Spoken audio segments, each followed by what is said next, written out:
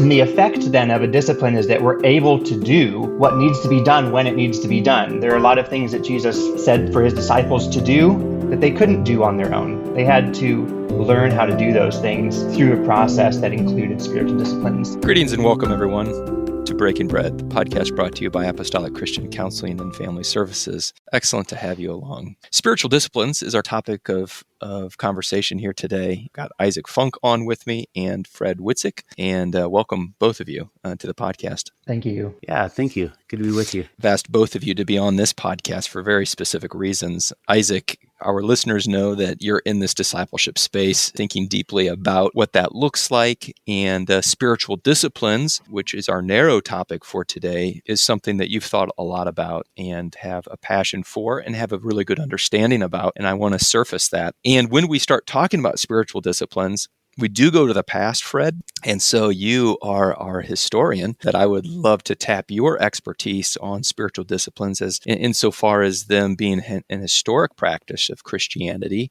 and understanding that in a really, really balanced way. Isaac, how should we understand spiritual disciplines? What are they? Let's talk about the purpose and the objectives of them and how they find themselves in the life of a Christian. I'm just going to actually take a step back, Matt, and help color this a little bit more with just any discipline. And so beyond it, just spiritual disciplines are a part of our lives in all areas. And a discipline works through this process of indirection. And so what I mean by that is this idea that we engage with something directly that we can already do, again, so that it enables us to do what we cannot do yet. So if I wanted to become a great musician, for example, and I wanted to sit down at the piano and be able to play Beethoven's Hammerklavier, I'm going to have to, I don't just sit down at the piano and just start playing that, right? I'm not there yet. I can't do it yet, but I want to be able to do that. And so I need to find intelligent, wise practices that I can engage with directly that will enable me to play that piece beautifully as it's meant to be played, to hit the notes when they're meant to be hit at the right tempo, velocity, dynamic, all of that. And so some of the disciplines that I would have to engage with would be learning my scales, practicing my scales, knowing how to read key signatures, time signatures, tempo markings, dynamic markings, all those things, and then putting them into my body, into my hands, into my feet, so that over time, I grow into the type of person who can just sit down at the piano with hardly having to think about it anymore, and I can play Beethoven, right? So it's training myself to do what I cannot yet do. And so that same principle of indirection is applied to our spiritual life. I want to become someone who is a person of peace, someone who's a person of joy. I can't just decide I'm going to wake up today and just do that. I'm going to have to find ways to enable me to do that. It's more than just a will that's involved. Spiritual disciplines in particular are just any activity that we would engage with directly that enable us to do what we cannot do by direct effort, because in them we meet with God's presence, with his grace to do what we cannot do on our own. So the effect then of a discipline is that we're able to do what needs to be done when it needs to be done. There are a lot of things that Jesus said for his disciples to do that they couldn't do on their own. They had to learn how to do those things through a process that included spiritual disciplines. So there is no complete list of spiritual disciplines, although there are some that everybody should at least be familiar with: prayer, worship, fellowship, fasting, solitude, and it goes on. But there is no complete list because it really is just kind of bound by your own creativity as to what can you do that will enable you to live a life that is a with God kind of life, one where you are enabled by his power. I really love that. I would love to hear just an example in your own life, both of you brothers, of a discipline that perhaps has become muscle memory, something that you've been able to do, but it's come by way of the practice. Yeah, I'd be happy to share just a short example in my own life. Honestly, the practice of solitude and being in quiet before God has been really important and impactful for me. There are a lot of years in my life where I struggled with anxiety, some borderline depression things. And you might not think that getting alone and being by yourself is maybe the cure for that. And it's not. But when you can do those things and find that you can engage with God in a unique way there. I just found that to make a huge difference in my own life, finding that, oh, I really am never alone, that God always is right there. And I'm just kind of awakening myself to that through this practice of regular but short times of silence and solitude. Well, let me push you a little bit on that, or more, not push as much as inspect. Isaac, what did that look like? What did it look like day one when you're like, okay, I'm going to try this thing? Day one was just like a lot of running in circles in my own mind, trying to figure out what am I supposed to be doing exactly in practicing this the way that I had read or listened to people talk about it as a useful practice. So yeah, I think this idea of just coming to quiet was really hard for me in my own mind. I have this inner dialogue that's just running all the time. And that doesn't serve my nerves well. And and when I get anxious, I get physically ill. It affects me on a pretty deep level. So learning to come to calm and learning tools to do that in the space of quiet has had, tremendous benefit. But it's taken a lot of time. Can you give us a picture of what that looks like? Bring it into our normal a little bit, because I might be thinking too grand about this. Yeah. A lot of times people might think about this as like their quiet time in the morning or something like that. And that is for me generally where it will be done is in the morning. I kind of have a ritual where I get my coffee ready and, take care of my 1-year-old and all that. But once he's settled and eating, I can go make my coffee and just in that space, focus my mind, reciting something like the 23rd Psalm in my head or the Lord's Prayer just to get focus.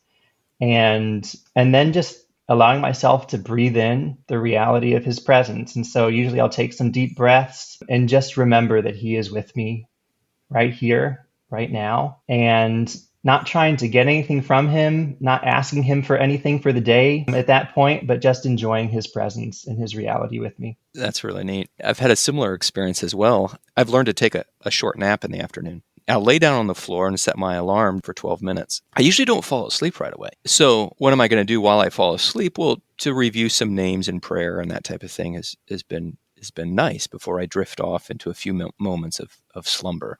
Mostly because I'm tired. I need, how do I stay awake in the afternoon hour? How do I be alert and sharp, right? So that was the real intent. The surprising part that's been really, really cool is because I have made a practice of laying on my back and having a few moments of prayer. Now wake up in the middle of the night and I'm laying on my back. Prayer becomes automatic. I don't view myself as any sort of example on prayer, but I'm finding myself a few more moments of spontaneous prayer whenever I find myself on my back because of that muscle memory. Is that capturing what we're after here, Isaac? Yeah, well, I think that's really marvelous. And I love that idea, and I think I'm going to start trying it. But I just want to make one further connection then to what you were talking about. And you also don't want to get caught in this idea that I'm going to practice quiet more, or I'm going to practice prayer more, or study more, just so I can do those things better, but rather so that I can have God's life in me. And so always I just want to make this as crystal clear as possible when we talk about spiritual disciplines. And this is where it can go so wrong, and the ditches are huge. If you ever treat a spiritual discipline as the end in itself and not as the means, then you've lost. Then you're stuck in idolatry at that point. If I'm going to be a basketball player, I'm not going to go and practice dribbling the ball just so I can dribble the ball. So I'm a great dribbler. Right? I'm going to do it so that I can do what needs to be done on the court at the time when it needs to be done. I have that life, those abilities in me.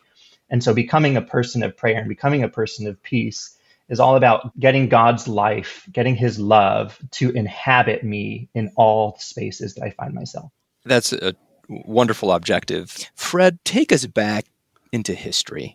Okay, where do we see spiritual disciplines and provide some of that? So I'd like to just suggest this. If you stand back and take a broad view of the disciplines, they've always been there in the Christian life, going all the way back to the Old Testament.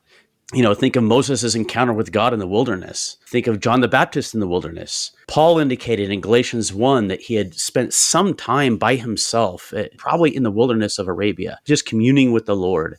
Jesus, my favorite example of Jesus is in Luke 5:16. It says that Jesus was withdrawing into the wilderness and praying. The Greek wording there indicates that it wasn't like at this moment, Jesus took off and went by himself and came back. The wording indicates he was withdrawing, like he had a habit of going off by himself and just praying in solitude.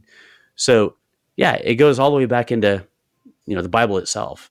Yeah, I love that picture of Jesus modeling the spiritual disciplines for us and the way that he brought other people along with him to do that, and kind of flipped this idea of this rabbi disciple relationship, almost where he goes and chooses people who are spiritually poor people, the fishermen, the tax collectors, and I guess we don't know what they all did, but like he really pulled from those who were not the disciples of other rabbis, right?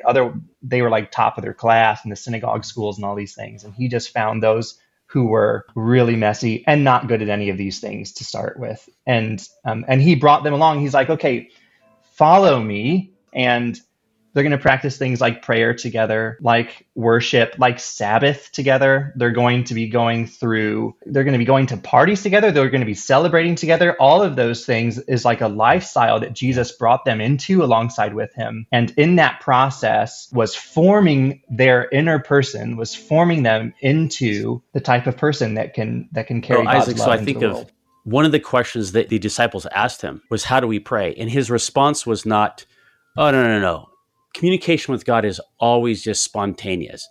He actually took that question seriously and said, well, this is how you pray. Not that he was giving a rule or a formula that we had to follow every time, but there can actually be a deliberate, thoughtful process of learning and growing in our walk with Jesus. Absolutely. And if we lose that process, if we lose the idea that there even is a process, that's when people feel stuck in their walk with God. When they lose these benchmarks, when they lose this, what do I do now, is kind of the question. And I think that's something we can work to reclaim. Learning to do what we otherwise would not be able to do through the spiritual disciplines. I'm going to cut into a conversation here today with Isaac and Fred. When we return, we're going to give Fred a bit more airtime as he talks about the history. What do we learn from church history and the spiritual disciplines? Hope you can be with us.